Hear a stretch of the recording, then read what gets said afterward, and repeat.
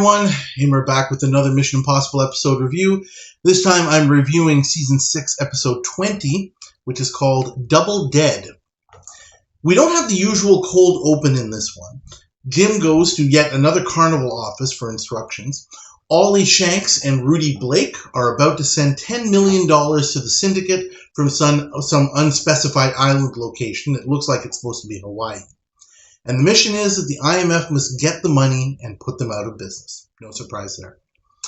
We then cut to the island location where Casey distracts a security guard so that the IMF can load him into a van.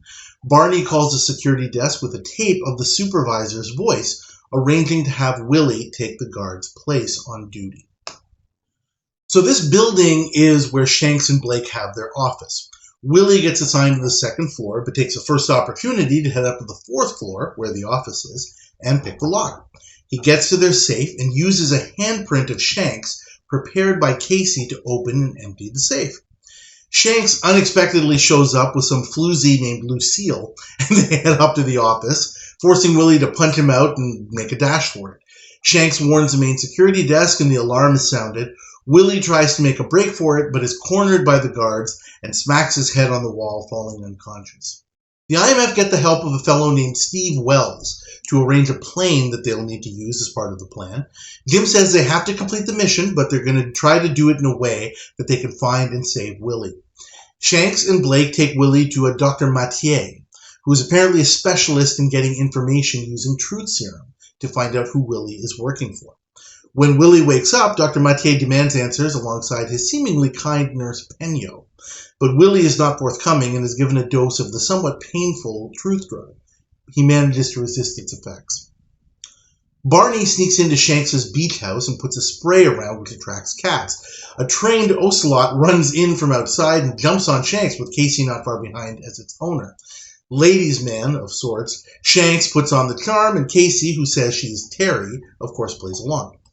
Jim arrives as a representative of syndicate boss Bolt named Mulvaney, as Shanks gets a call from Steve that his new plane is ready. The meeting to go over business is set for the evening. Steve gives Shanks a spiked drink as he signs the papers for his plane, allowing the IMF to take him away, use a crane to bring him up to his office from the outside window, using his hand to print to open and empty the safe. The security chief comes up to the office to sneak some booze, forcing Jim to wait and hide until he leaves, but he and Barney manage to clean out the safe and leave. At dinner that night, Shanks is AWOL, of course, leaving Jim to wonder just how much of a slacker he really is, although Blake assures him that he's solid when he needs to be. Blake's man Collins calls Steve to find out what's going on, and Steve tells him that Shanks is missing in an accident, and Casey is Terry washed up on the beach and is in the hospital. At the hospital, Casey tells him that Ollie disappeared and it looks like sharks got him. And then Blake heads to the office with Jim because business must go on, finding the safe empty. Jim tells Blake it looks like he's got some explaining to do to Bolt, who says he's coming himself to see what's going on. Willie asks Penyo why she works for a man like Mathieu, and she explains that he really is a doctor, and he helped her family escape political persecution, and her honor dictates that she owes him a debt of service. She begs Willie to tell the doctor what he wants to know, or the drug will eventually kill him, and his fate is up to him. Jim tells Blake to face facts. Only he or Shanks could open the safe. Jim suggests that maybe Casey is covering for Ollie, who's taken off and plans to live off the money. And even if that's not the case, that might be the only story Bolt will accept. Blake tells Collins to track Casey, and he does, seeing her hop into a cab and heading back to Steve's office, with absolutely no sign of having been in an accident. The IMF revives Shanks in Steve's office, and Collins sees him leave with Casey, informing Blake that they're heading to his place. Willie starts to crack from the drug's effects, and Mathieu tells Penyo to prepare a large dose, despite her mild protests that it might kill him. Penyo does an abrupt face turn and gives him distilled water instead of the drug. Willie thanks her, but Penyo still refuses to actively betray Mathieu and release him. Jim, Blake, and Collins are waiting for Ollie and Casey at his place, and the predictable confrontation happens. Casey laments that the plan didn't work and asks Blake to spare her, with Ollie being completely confused. But of course, he says he doesn't have the money and figures that Blake is the one setting him up. Just then Barney appears, shooting Jim and Casey, saying that Jim was an imposter and that he and Casey were actually cops. In comes Mr. Bolt, demanding answers, and Blake figures that they are being set up to look bad, but Bolt isn't buying the story. Blake says there is a way to find out, and they all head to see Dr. Mathieu. Collins and Barney remain outside, and Jim comes up and takes Collins out of the way. Penyo helpfully tells Willie to pretend to remain unconscious, as the bad guys demand that Mathieu bring him around. As Mathieu prepares the next dose, Penyo decides to quietly cut Willie's bonds. Willie jumps up and grabs Penyo, taking her out to the IMF vehicle, with Jim holding the gangsters back with a semi-automatic, and the IMF get away as the There goes $10 million. Well, now at least you know it wasn't Ollie or me. Do I? Mission accomplished. I'm going to give this episode a grade which actually surprises me that this is what I'm going to give it. I'm going to give it a D+. I went into this saying to myself that for sure this thing is going to get a D-. Maybe you'll see what I mean as I kind of talk it through. Starting with the good.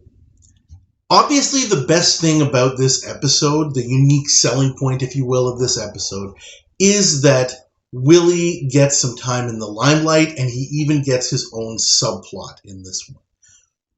He gets to work with this character, Penyo, played by the lovely Irene Sue. She is fantastic. That subplot is quite good. It really, really does accomplish its purpose. It tells, like, there's a story within the subplot itself. I really, really liked it. The way that it's kind of told in stages. We can see almost from the very beginning that Penyo, despite this somewhat sinister Dr. Mathieu that she works for, she almost exudes the fact that she's a very, very kind soul. And then we hear her story about how she owes him a debt because of her family. And then she's like, okay, well, I'll make sure you don't get this massive dose of the drug, but I can't bring myself to actively betray the doctor and release you. And then in the end, she realizes, oh my gosh, this guy's really, really in big trouble. I can't let this happen. And, she allows him to free himself. There's a story there, and the way that it's told is so, so, so wonderful. She is a great incidental character in an episode that desperately needed it. I also noted that in a couple of the scenes, towards the end, after, she and Willie kind of, establish a little bit of a rapport, she gets kind of this leitmotif. It's the same oboe music that was used in the episode Hunted for Gabby. I checked. It's the same music, and that is really, really, really a nice touch, because it just goes to show that this is really they're the same kind of person. Caught in situations that they would rather not be in, but kind-hearted nonetheless, and always ready to do the right thing. The other good thing is I really do like the teamwork in this episode. Barney kind of does the least this time, oddly enough, because Willie has that subplot. It's still okay. It still works. The team earns their wins, such as it is, in season 6. I want to move on to kind of a little bit of a point counterpoint. Moving on to, the antagonists, the bad guys. We're primarily dealing with Rudy Blake and Ollie Shanks. Rudy Blake, while competent, he's not really the most engaging of antagonists. He's smart, he's intelligent. This role reminds me very much of Lou Antonio, the actor, his previous role. If you remember from season 5, he was Robert Siomny in the episode The Hostage. And his role there was very, very similar. He was a very, very intelligent guy, but just really kind of lacked wisdom. Kind of couldn't see the forest for the trees sort of thing. And he's way too smart for his own good. His loyalty to his friend Ollie Shanks is his undoing here. I was going to kind of call him out for being a lame schmuck. I put him kind of more in the category of he's like a dope that just got duped. He just got really, really badly fooled here. buy a relative quality IMF plan. Interesting thing here, the best part of the main plot is right at the end where Blake is talking to Mr. Bolt and gives him what you would say is a Cassandra truth. He's actually figured it out. He's saying, Mr. Bolt, look, it wasn't us. These people are setting us up, to make us look bad in front of you, which actually happens to be the absolute truth. But of course, at this point, it's way too late for that. Right? He's figured it out, but yeah, it's a little late for that, buddy. Sorry. So, that's, your mileage may vary on that. The counterpoint, though. Ollie Shanks, played by Paul Koslow, is just a complete blithering jackass. I don't know what to say. That's what I put in the notes, and I'm sticking to it. His jive talk and his whole ladies' man vibe, I just found it to be completely ridiculous. How in the world is this guy in the position that he's in with Rudy Blake? Blake says that, he was a hitman from the time he was 17 and he was a good one. This guy? Are you serious? I'm not buying it. I really, really, really am not.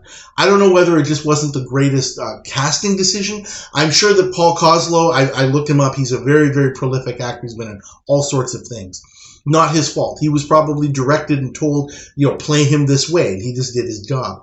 But as a character, oh my gosh, I just really, really, really hate this guy. He is the epitome of a lame schmuck, and he's a complete undoing in this episode for the bad guys. So there's my point counterpoint. And that was a primary reason why I went into this thinking that I'm going to give this a D-, because I just said to myself, man, that character is so bad that I'm just going to have to say that the only saving grace was the subplot with Willie and Pena.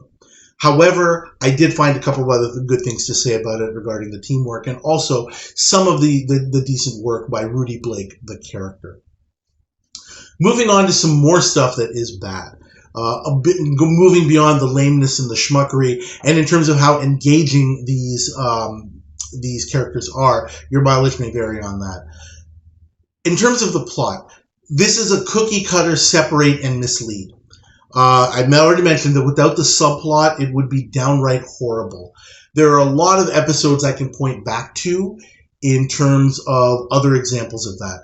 One of them that comes to mind, as I was just saying that last sentence, is Encounter from earlier in this season, which, as we talked about, is an absolutely fantastic episode, but not because of the main plot. The main plot was extremely average, I would say almost below average. Cookie cutter is the best way to describe it. But that, of course, had Lois Stoner as the incidental character. And I did mention that the plot would just be absolutely terrible without that subplot. The subplot is what makes the episode work, as it does here. Also really, really bad. I didn't notice this the first couple of times that I've watched this episode, but I definitely did notice this now. This, unfortunately, is an excuse plot. What I mean by that is, right from the beginning, I mean, the whole thing hinges on the fact that, Shanks and Blake have been tipped off about what the IMF is going to do, and the reason that happened is because Willie got captured. Well, why exactly did Willie get captured? Because, circumstances happened, and Willie wasn't able to hide in time to avoid being seen by Ollie Shanks. Why not? Why didn't the IMF stick around? Because obviously they would have had to wait for Willie to leave. They're somewhere, aren't they?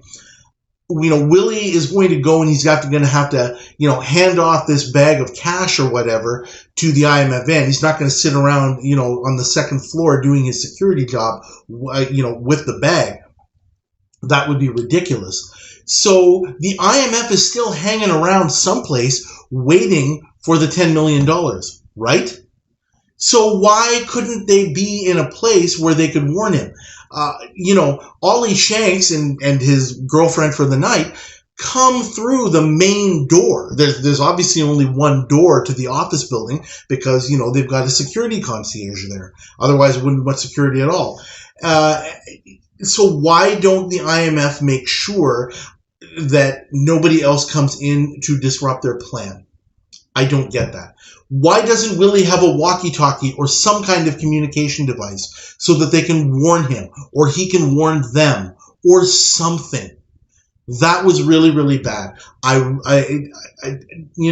could argue that, well, Shank showed up unexpectedly or whatever, but anything could have happened, right?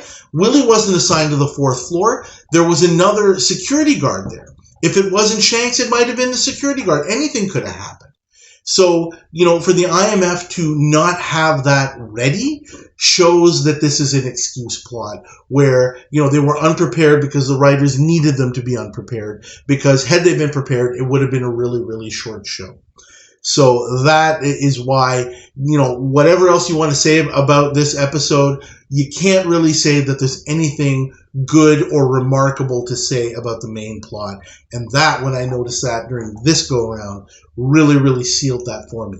But I'm going to stick with my grade of D+, kind of on the border with D. I've been saying that a lot lately about these kind of like border episodes.